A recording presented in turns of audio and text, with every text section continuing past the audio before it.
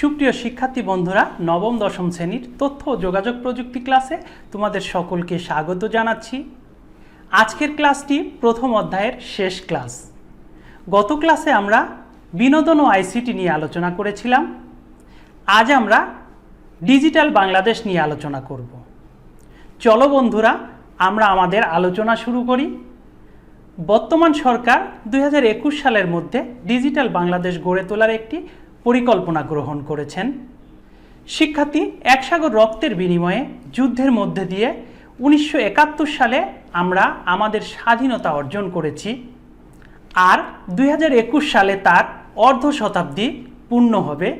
সেই কারণে এই সময়ের ভিতরে আমাদের প্রিয় মাতৃভূমিকে একটি বিশেষ জায়গায় নেওয়ার একটি স্বপ্ন আমরা সকলে দেখেছি। এই স্বপ্ন পূরণের জন্য দরকার প্রযুক্তি নির্ভর ডিজিটাল বাংলাদেশ। তাই এখন ডিজিটাল বাংলাদেশ কথাটি শুধু একটি কথা হয়ে থাকেনি, এটিকে বাস্তবে রূপ দেওয়ার জন্য এদেশের সরকার এবং সাধারণ মানুষ সবাই একটি বড় উদ্যোগ নিয়েছে। বন্ধুরা, আজ আমরা এই সমস্ত বিষয় নিয়েই আলোচনা করব। প্রথমেই আমাদের জানা দরকার অ্যানালগ ও ডিজিটাল কথাটি দিয়ে কি বোঝায়।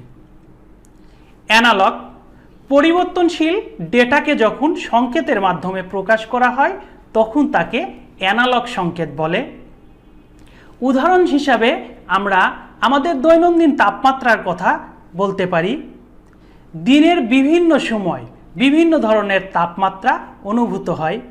এই অনুভূত তাপমাত্রাকে যখন সংকেতের রূপ দেওয়া হয় তখন তাকে অ্যানালগ সংকেত বলে থাকি। ডিজিটাল অ্যানালগ সংকেতের সাহায্যে আমরা নির্ভুল এবং সূক্ষ্মভাবে তথ্য পাই না, প্রাপ্ত মানের তারতম্য থাকে। এই অ্যানালগ সংকেত নির্দিষ্ট পদ্ধতিতে দুইটি অবস্থার মাধ্যমে প্রকাশ করা হয়।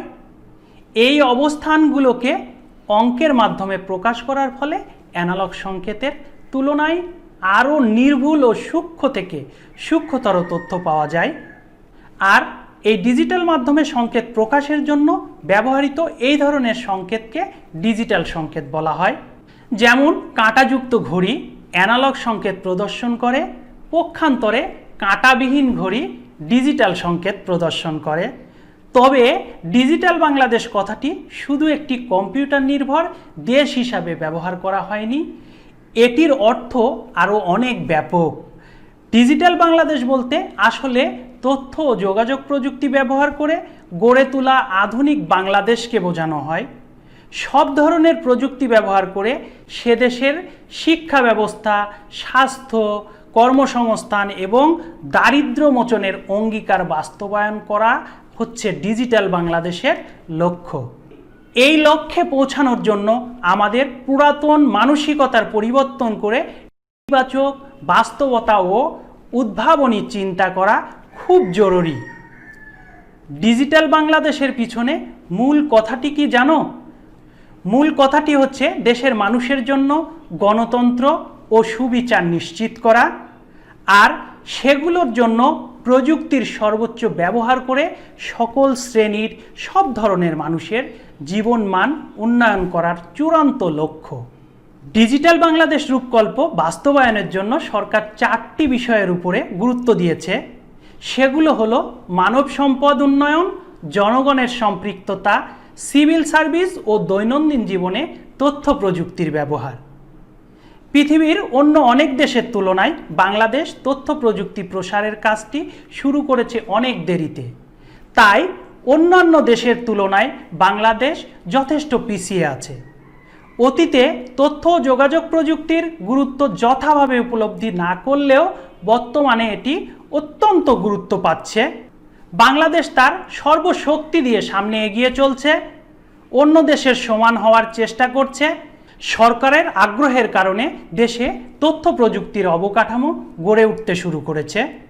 শিক্ষার্থী, আমরা দেখতে পাই এখন সারা দেশে ফাইবার অপটিক লাইন বসিয়ে প্রত্যন্ত অঞ্চলগুলিতেও ইন্টারনেট সেবা দেওয়ার উদ্যোগ নিয়েছে।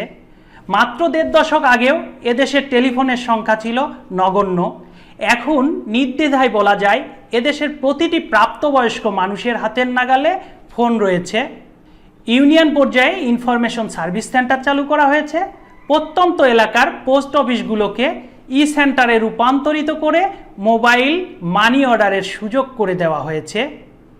আর এখন মোবাইল টেলিফোন দিয়ে ভর্তি পরীক্ষার রেজিস্ট্রেশন, পাবলিক পরীক্ষার ফলাফল জানা কিংবা ট্রেনের টিকিট কেনার মতো কাজগুলো নিয়মিতভাবে করা হচ্ছে। স্কুল কলেজে তথ্য ও যোগাযোগ প্রযুক্তি পাঠ সংযোজন করা হয়েছে। আমাদের এই বইটি তার প্রমাণ। দেশের তরুণ প্রজন্ম বিভিন্ন সফটওয়্যার কোম্পানিতে যোগ দেওয়ার পাশাপাশি নিজেরা কোম্পানি গড়ে তুলেছে এবং বিশাল সংখ্যক তরুণ তরুণী ব্যক্তিগত পর্যায়ে আউটসোর্সিং করে দেশের অর্থনীতিকে মজবুত করছে। তথ্য প্রযুক্তির এই সাফল্য শুনে কেউ কেউ যেন মনে না করে আমরা ইতিমধ্যে আমাদের লক্ষ্যে পৌঁছে গেছি। এটি মোটেও সত্য নয়। এই পথে আমাদের আরও দীর্ঘ পথ অতিক্রম করতে হবে। যেহেতু আমাদের দেশের বেশিরভাগ মানুষ গ্রামে থাকে, তাই ডিজিটাল বাংলাদেশ গড়ে তোলার প্রথম ধাপ হচ্ছে এই গ্রামীণ মানুষগুলোকে তথ্য যোগাযোগ প্রযুক্তি সেবার আওতায় নিয়ে আসা।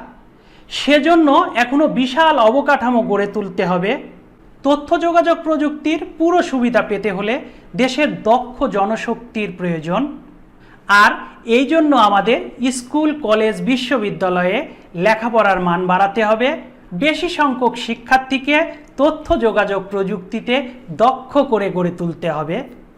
ই-গভর্নেন্সের মাধ্যমে সকল কাজ স্বচ্ছ ও নিশ্চিত করতে হবে। নতুন প্রজন্মকে তাদের উদ্ভাবনী ক্ষমতা কাজে লাগানোর উৎসাহী করতে হবে। বিশ্ববিদ্যালয় এবং তথ্য যোগাযোগ প্রযুক্তি শিল্পের মান সমন্বয় করতে হবে।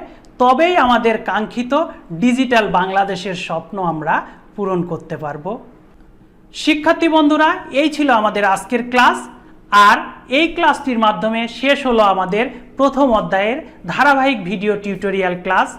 আশা করি প্রতিটি ক্লাসের সাথে তোমরা ছিলে এবং আগামীতে থাকবে। আগামী ক্লাসগুলোতে দ্বিতীয় অধ্যায়ের পাঠগুলোর ধারাবাহিকভাবে আলোচনা করব আমরা ইনশাআল্লাহ। সকলকে আগামী ক্লাস দেখার আমন্ত্রণ জানিয়ে আজকের মতো এখানেই শেষ করছি। আল্লাহ হাফেজ।